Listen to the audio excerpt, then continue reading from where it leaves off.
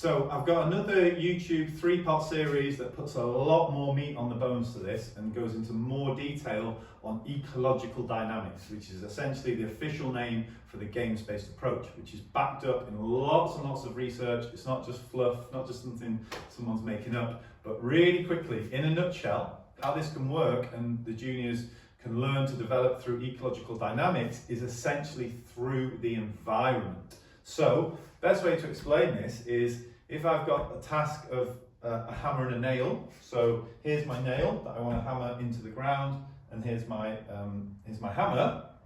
If I'm going to teach somebody to do that, which is just aligning force, the same as a golf swing, we're trying to align force, would I tell them, okay, put your left foot here, put your right foot here, right foot a bit more forward, left foot a bit more out, right foot a bit more in.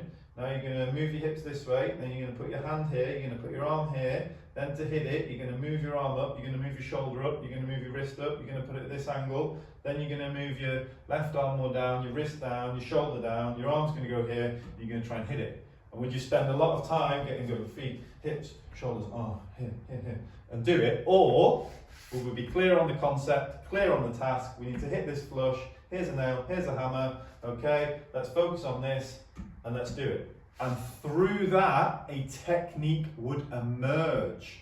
How we position our body, how we position everything, how we move the club, that emerges, we're not being directly taught that emerges through the clarity of the task and the concepts of what we're trying to do. That, in a nutshell, in a very simplistic version, is how ecological dynamics or the games-based approach works. Then from there, we can then refine, we can then jump in, we can then improve it.